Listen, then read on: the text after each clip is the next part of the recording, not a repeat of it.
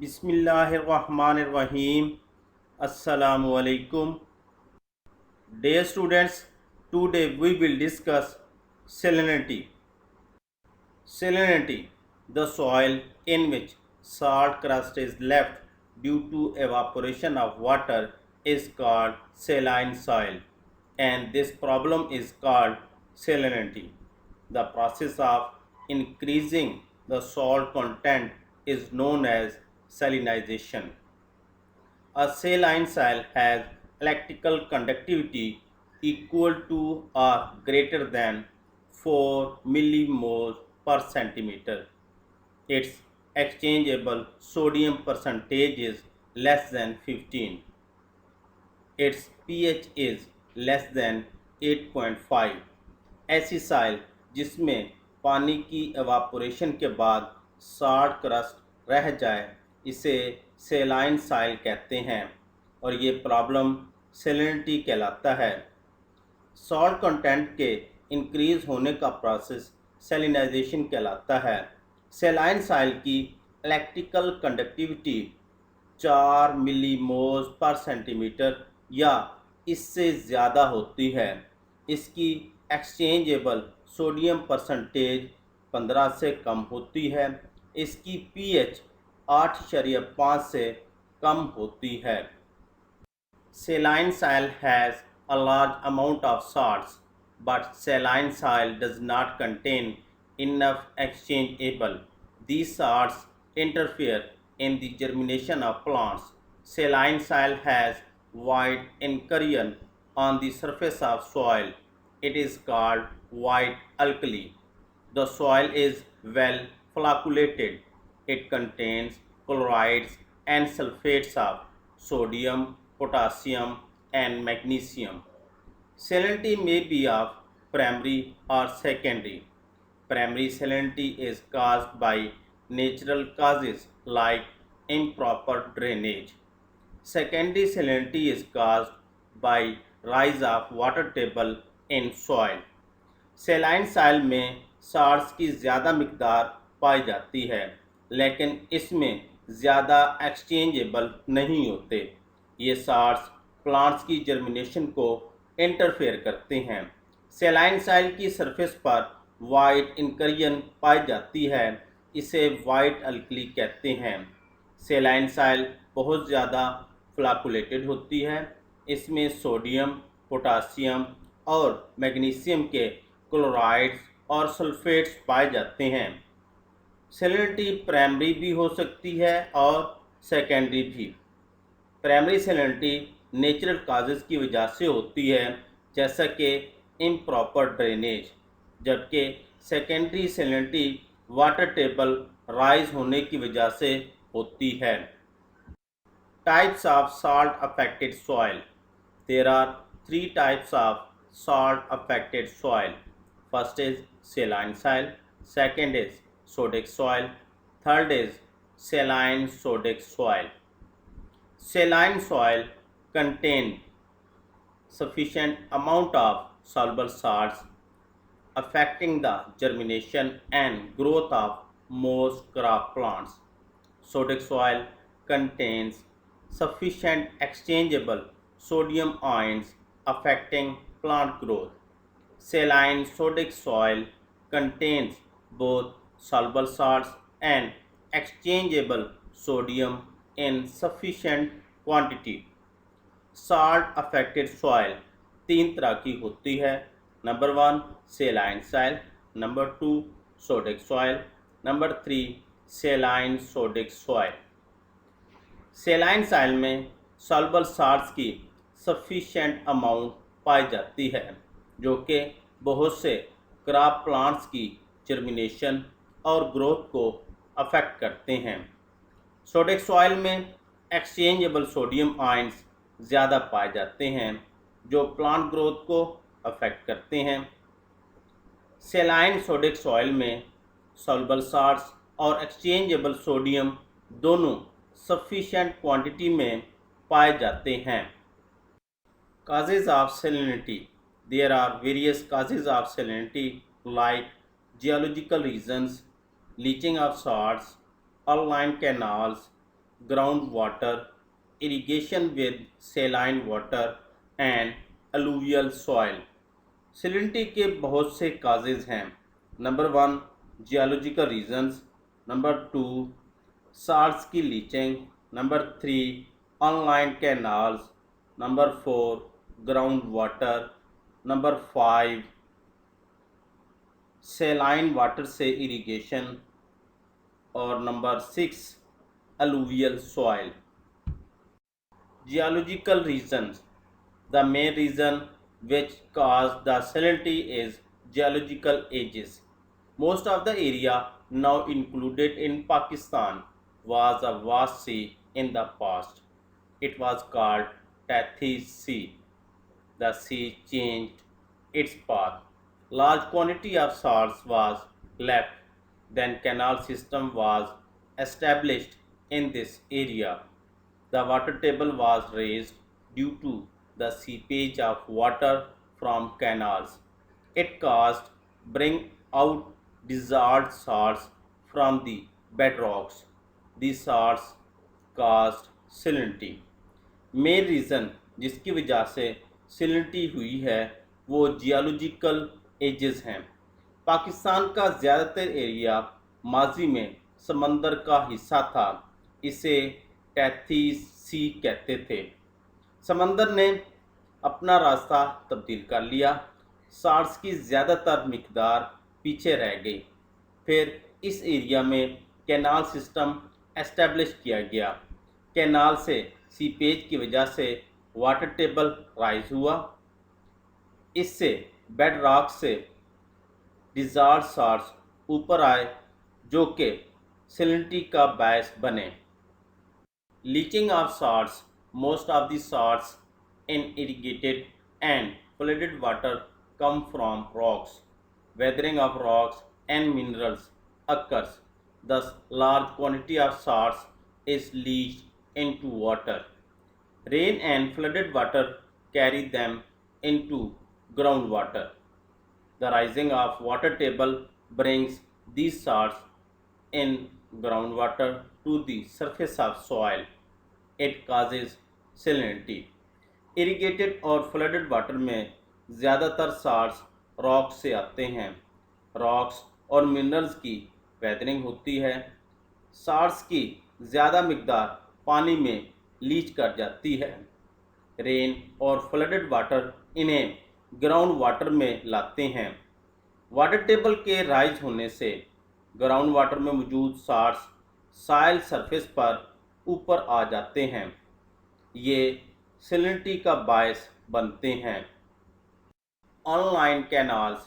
Water seeps through the unlined canal banks and raises the water table. This water also contains dissolved salts of sodium and potassium. Water is evaporated but salts are deposited on it. It causes salinity.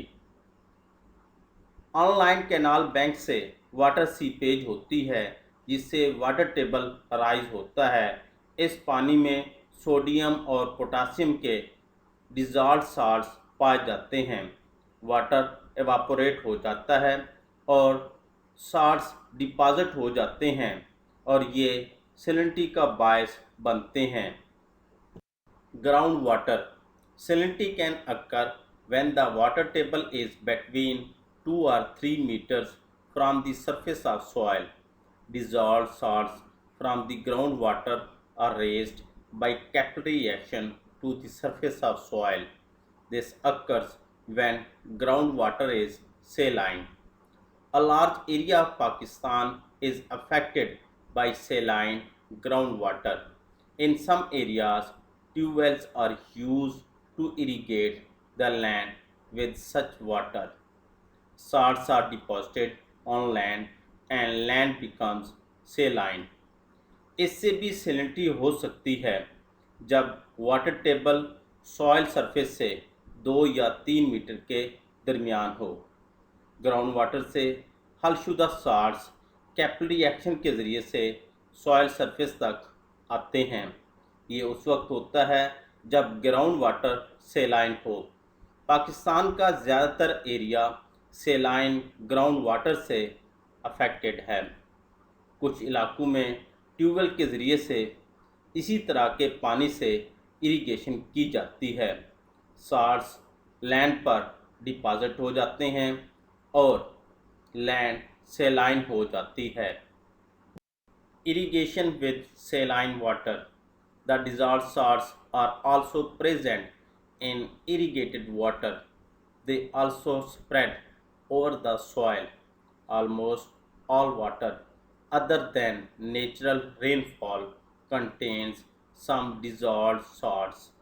When plants use this water, the salts are left behind in the soil.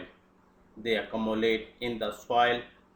Since soil salinity makes it more difficult for plants to absorb soil moisture, these salts must be leached out the plant's root zone by applying additional water.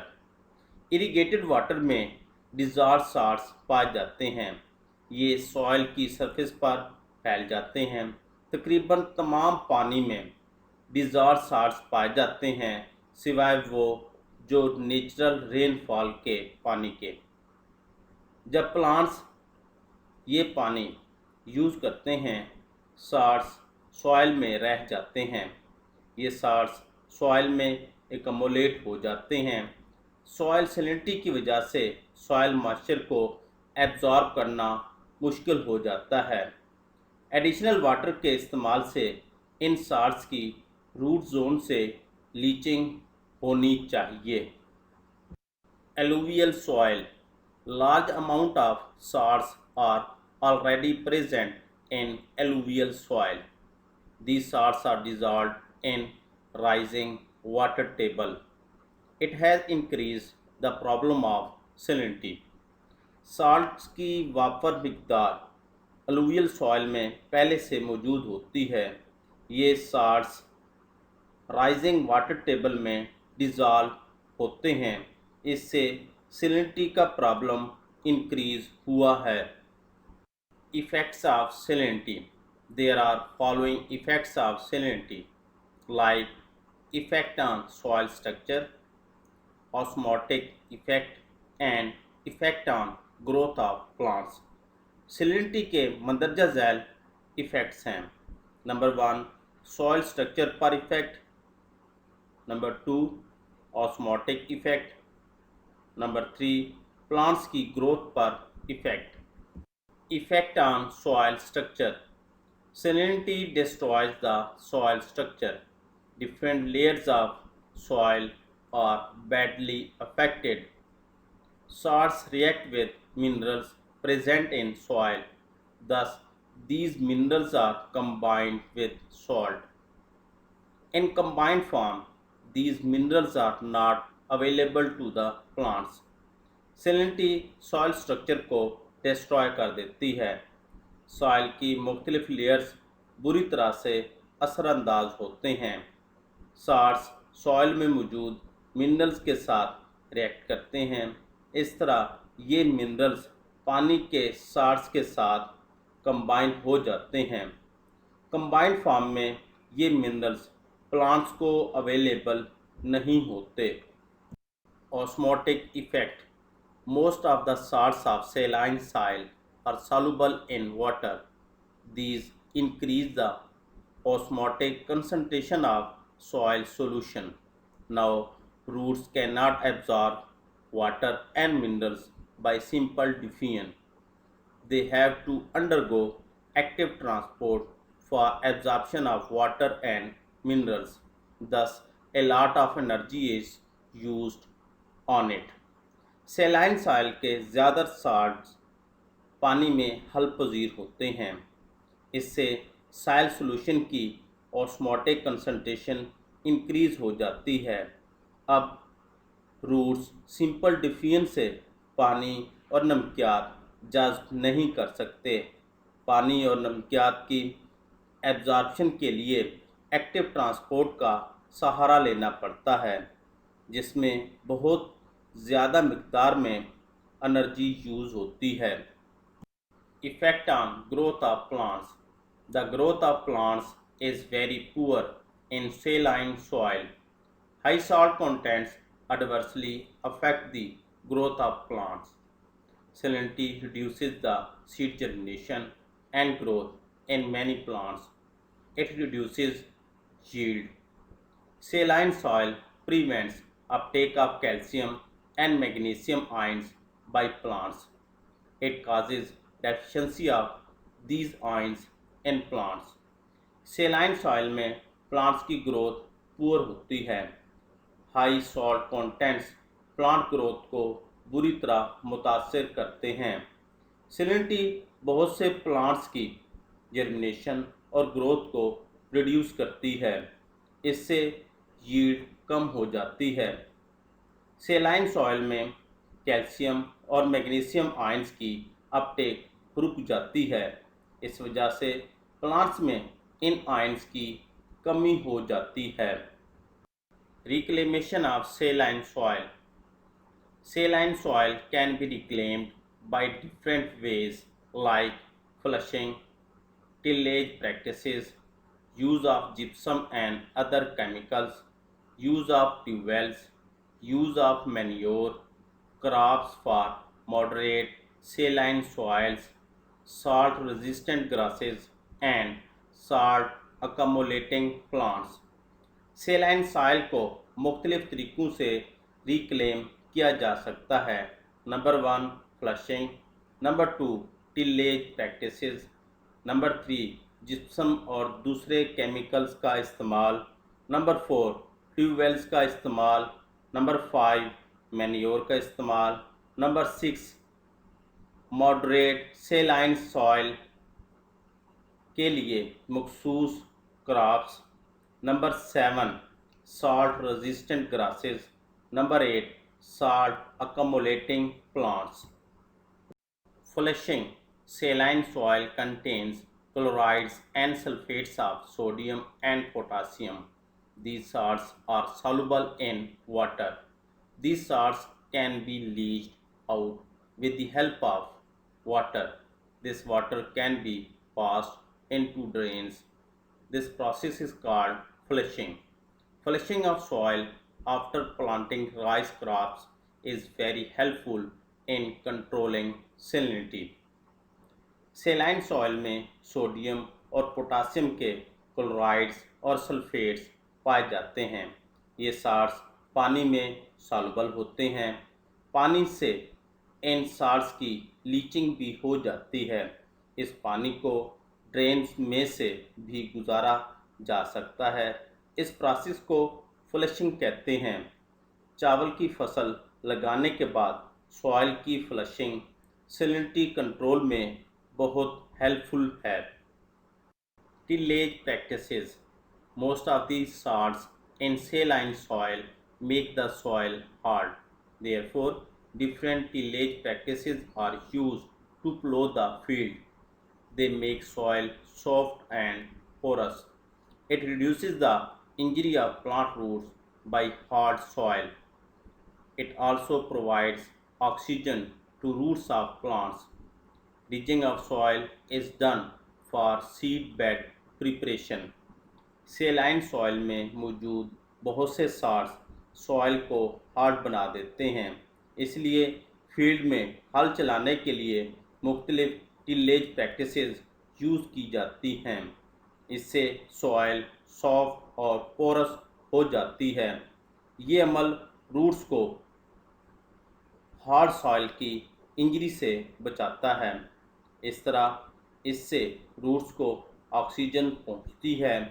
Seed bed preparation के लिए soil की rising की जाती है.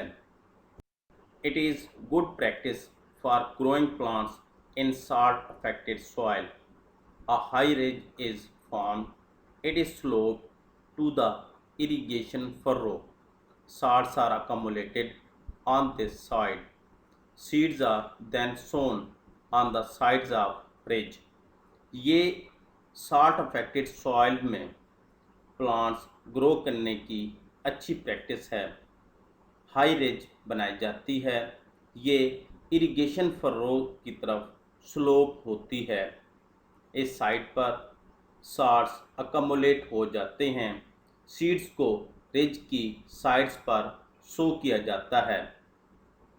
Use of gypsum and other chemicals. Chemicals like gypsum, sulfuric acid, sulfur, and iron sulfate also help in control of salinity.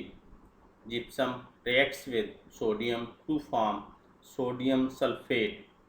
Sodium sulfate is leached out. Similarly, sulfuric acid reacts with calcium carbonate to form calcium sulfate. It is also leached out. Chemicals जैसे कि gypsum, sulphuric acid, sulphur और iron sulphate salinity control में help करते हैं। Gypsum sodium के साथ react करके sodium sulphate बना देता है। सोडियम सल्फेट लीच कर जाता है। इसी तरह से सल्फ्यूरिक एसिड कैल्शियम कार्बोनेट के साथ रिएक्ट करके कैल्शियम सल्फेट बना देता है। कैल्शियम सल्फेट भी लीच कर जाता है। Use of tube wells. The tube wells draw water from the soil. They lower water table. Thus salts are also flushed down from the surface into earth. Tube wells soil से पानी खींचती हैं। इससे वाटर टेबल नीचे हो जाता है। इस तरह साल्ट्स सरफेस से ज़मीन में नीचे की तरफ फ्लश कर जाते हैं। Use of manure. Farm manure should be used at the rate of 10 to 20 tons per acre. This manure is composed of garbage from towns. It improves soil structure, porosity, and nutrition. Green manure also improves the mineral absorption ability of plants.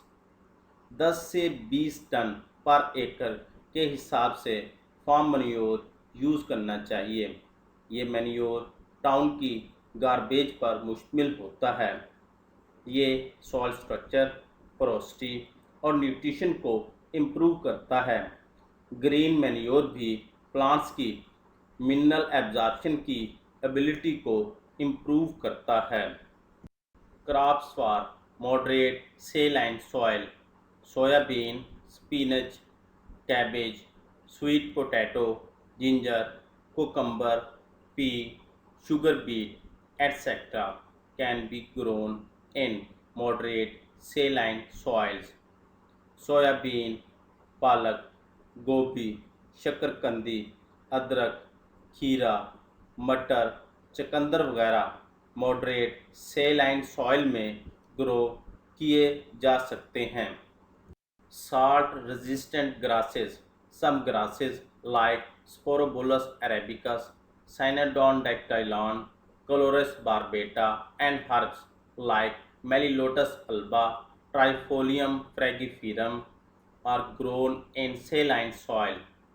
Sesbania bispinosa and Sesbania sesban are also beneficial in improving the soil. They add nitrogen in soil. Moreover, deep roots of Sesbania bispinosa can also break the hard soil. The roots of Sesbania produce carbon dioxide. This carbon dioxide reacts with calcium carbonate and produces calcium bicarbonate. It can exchange its calcium ion with sodium ion. कुछ grasses जैसे कि स्पोरोबोलस अरेबिकस, साइनाडॉन डैक्टाइलॉन, कोलोरस बारबेटा और herbs जैसे कि मेलिलोटस alba, trifolium फ्रैगिफिरम सेलाइन साइल में grow कराए जाते हैं। सस्बेनिया बिस्पिनोजा और सस्बेनिया सस्बैन भी सॉइल को इम्प्रूव करने के लिए बेनिफिशियल हैं। इनसे सॉइल में नाइट्रोजन ऐड होती है और मज़ीद ये कि सस्बेनिया बिस्पिनोजा की डीप रूट्स हार्ड सॉइल को ब्रेक करती हैं। सस्बेनिया की रूट्स कार्बन डाइऑक्साइड पैदा करती हैं। ये कार्बन डाइऑक्साइड कैल्शियम कार्बोनेट के साथ रिएक्ट करती है और कैल्शियम बाइकार्बोनेट बनाती है। ये अपनी कैल्शियम का सोडियम से एक्सचेंज कर सकता है। Salt accumulating plants. Some botanists have put forward a biological treatment of salinity. It includes growing of salt accumulating plants. These plants are Pseudo-fruticosa, Pseudomonaca, etc. These plants accumulate salts in crystalline and solution form in cells of fleshy leaves. Thus, it improves the soil. कुछ botanist ने salinity की biological treatment पेश की है। इसमें salt अकोमुलेटिंग plants को grow करना शामिल है। ये प्लांट्स सूडोफ्रूटिकोजा, सूडोमोनाका वगैरह हैं। ये प्लांट्स फ्लैशी लीव्स के सेल्स में क्रिस्टलाइन या सॉल्यूशन फॉर्म में साल्ट्स अकोमुलेट करते हैं। इससे सॉइल इम्प्रूव होती है। डियर स्टूडेंट्स, आज का ये लेक्चर यहाँ ख़त्म होता है। अल्लाह हाफिज़।